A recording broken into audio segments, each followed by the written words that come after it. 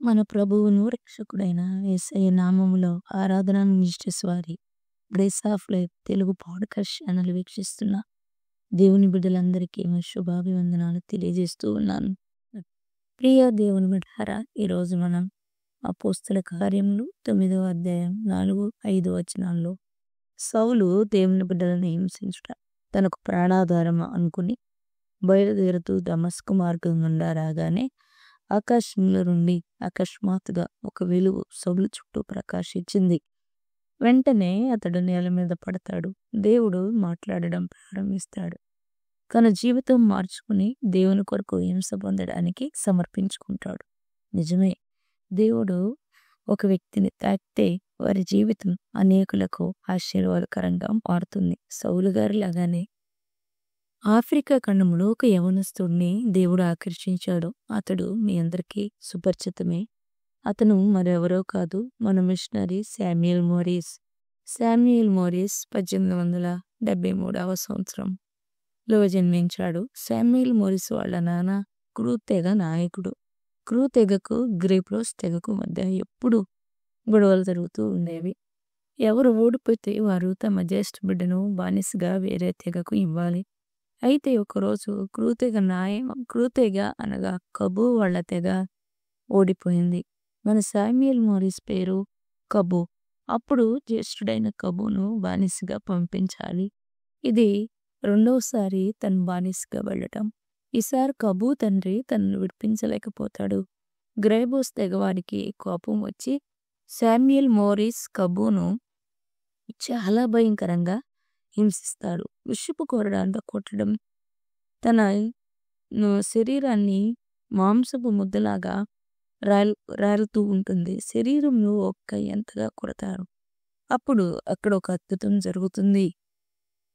మన కబు పైన ప్రకాశవంతమైన వెలుగు ప్రకాశిస్తుంది.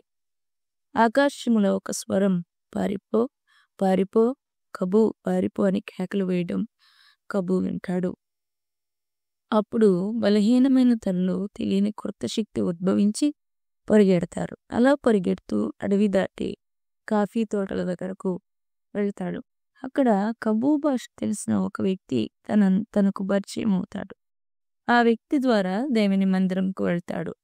చర్చికి హాజరవటం వలన అక్కడ సౌలు యొక్క మార్పుకు సంబంధించిన కథ విని తన జీవితంలో కూడా అలా జరిగిందని గ్రహించి అక్కడ ఉన్నవారికి చెప్తాడు.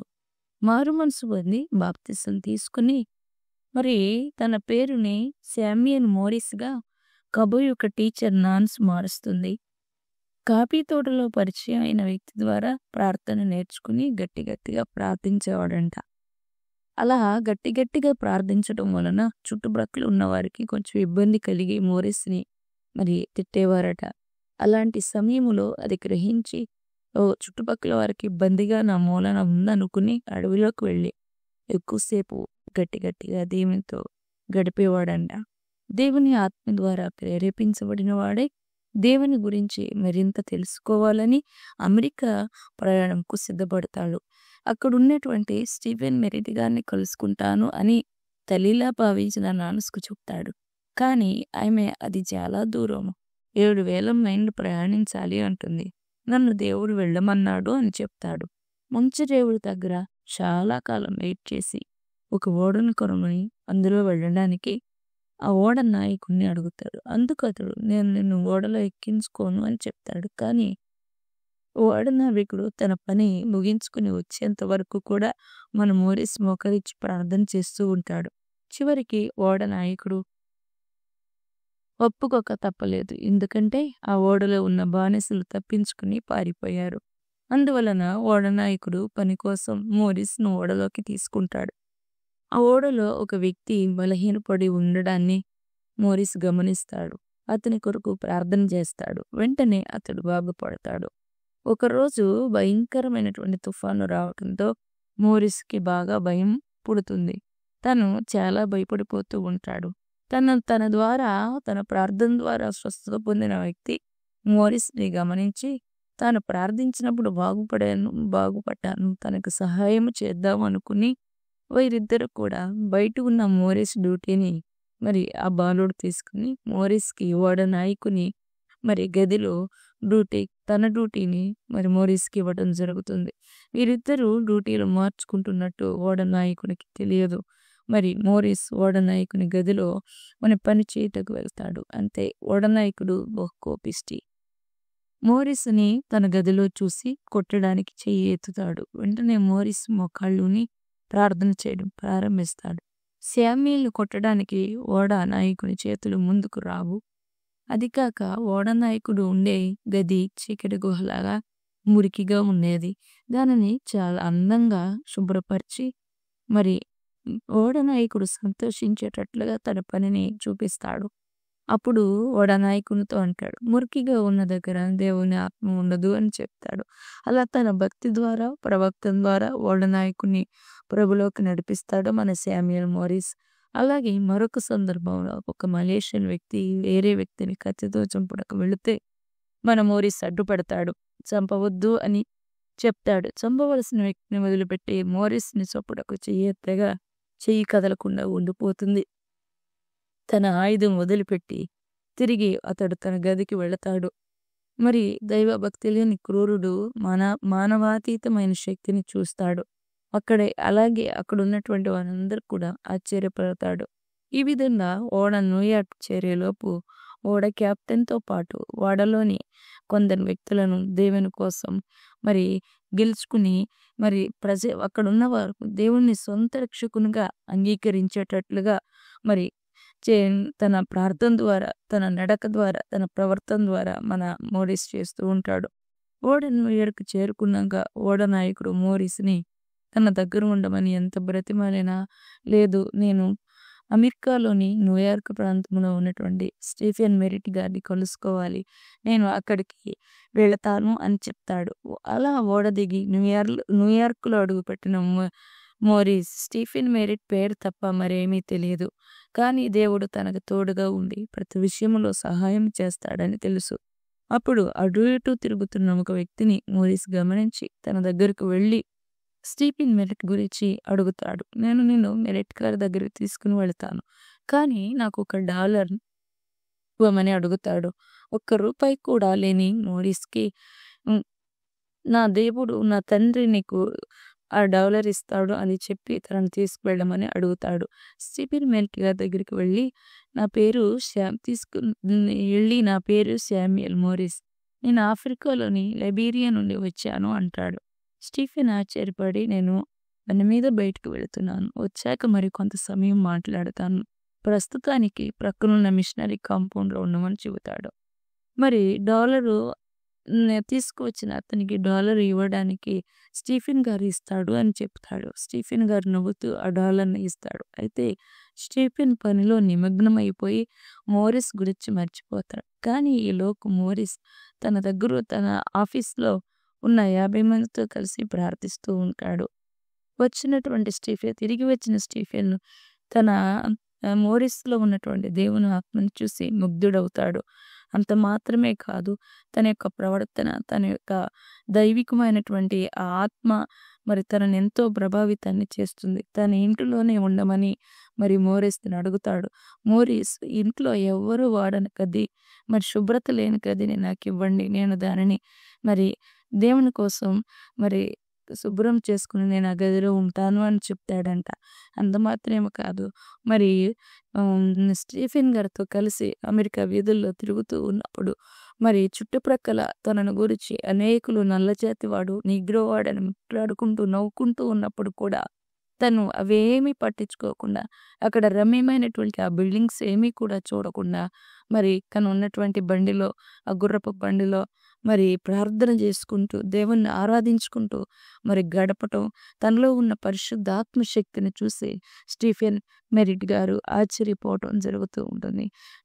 నా దగ్గర పరిశుద్ధాత్మను గురించి తెలుసుకోవాలి, దేవుని గురించి తెలుసుకోవాలని నీవు వచ్చావు, కానీ నేనే నీ దగ్గర చాలా విషయాలను దేవుని గురించి తెలుసుకున్నాను అని స్టీఫెన్ మెరిట్ గారు శామ్యూల్ మోరిస్‌ని బట్టి సాక్ష్యం ఇస్తున్నట్లుగా మనం చూడగలుగుతూ ఉంటాం. మొదట మరి ఇంత దైవభక్తిని, ఇంత సమర్పణ కలిగిన జీవితాన్ని మరి మోరిష్ షిమ్లు గమనించిన స్టీఫెన్ మెరిట్ గారు తనను ఒక టేలర్ అనేటువంటి విశ్వవిద్యాలయంలో మరి జాయిన్ చేసి మరింత చదువు నేర్పించడానికి ఇష్టపడతాడు. అప్పుడు టేలర్ విశ్వవిద్యాలయం మరి చాలా మరుగున పడిపోయి దిగజారిపోయేటువంటి పరిస్థితిలో ఉంది. మన మోరిస్ అందులోకి వెళ్ళేసరికి అక్కడున్నటువంటి విద్యార్థులు అనేకులు కూడా తనను నిరాకరిస్తారు. జాయిన్ చేసుకోవడానికి ఇష్టపడడు. కానీ తన యొక్క సాక్ష్య జీవితం మరి అక్కడున్నటువంటి విద్యార్థుల మీద, మరి అక్కడున్నటువంటి స్టాఫ్ సంస్థ మీద కూడా ఎంతో ప్రభావితాన్ని చూసి అందరూ కూడా దుఃఖ సాగరంలో మునుగుతారు.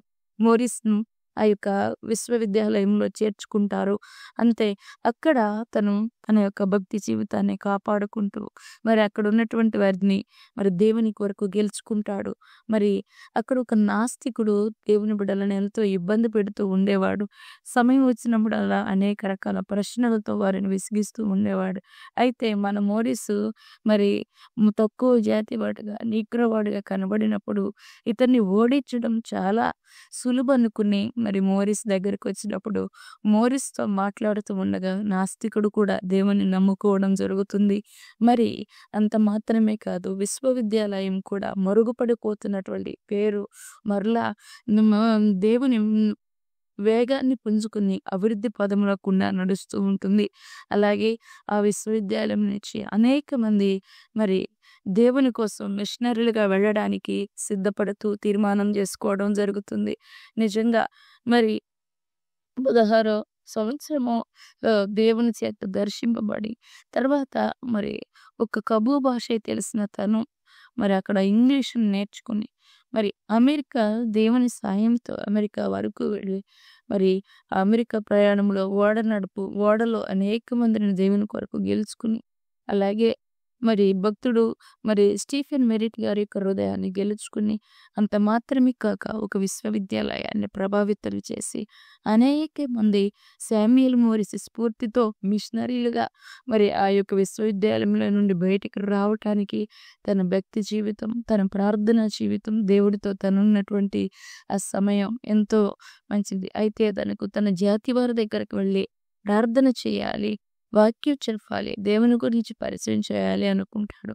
అయితే జనవరి మాసంలో భయంకరమైన చలి వలన ఊపిరితిత్తుల సమస్యతో బాధపడుతున్నటువంటి శామ్యూయల్ మోరిస్ మరి హాస్పిటల్‌లో జాయిన్ అయ్యి కొద్దిగా కోలుకుంటాడు. అయితే ఆ యొక్క హాస్పిటల్ బెడ్ మీద ప్రభు దూతలు తనను తీసుకువెళుతున్నట్లు, తనను కొద్ది రోజుల్లో తీసుకువెళుతున్నట్లుగా గమనించి ఆ మాటను అక్కడున్న వారితో చెప్తాడు. నిజమే, ఒకరోజు మరి ఆ యొక్క హాస్పిటల్ ప్రాంగణంలో కొనుక్కుని కుర్చీలో కూర్చుని బైబిల్ చదువుకుంటుండగా మరి తన యొక్క తుది శ్వాసను విడుస్తాడు. మరి స్టీఫెన్ పాల్ గారు తన దహన క్రియలను జరిగించడం జరుగుతుంది. అతి తక్కువ వయసులోనే మరి దేవుని మహిమపరిచి తన ద్వారా దేవుని మహిమను భూలోకములో చూపించి అనేక మందిని ప్రభావితం చేశాడు. మరి 5 సంవత్సరాల కాలంలోనే ఎంతో మందిని దేవుని దగ్గరికి నడిపించాడు. ఒక నాస్తికుని మార్చాడు. ఒక విశ్వవిద్యాలయంలోనికి మార్పుకు తెరదించి సంతోషంతో సమాధానంగా దేవుని చేరుకున్నాడు మన శామ్యూయల్ మోరిస్. ఇట్టి ప్రార్థనను పరిశుద్ధాత్మతో సహకారం మనందరం కూడా కలిగి ఉందుముగాక. ఆమేన్. ప్రార్థన. పరిశుద్ధుడా, ప్రేమగల తండ్రి, ఇట్టి మాటలలో బిడ్డలందరినీ ఆత్మలో బలపరిచి మరి వారి జీవితాలకు ఆశీర్వాదకరంగా మార్చమని యేసయ్య నామములో అడుగుతూ ఉన్నాను తండ్రి. ఆమేన్. God bless you.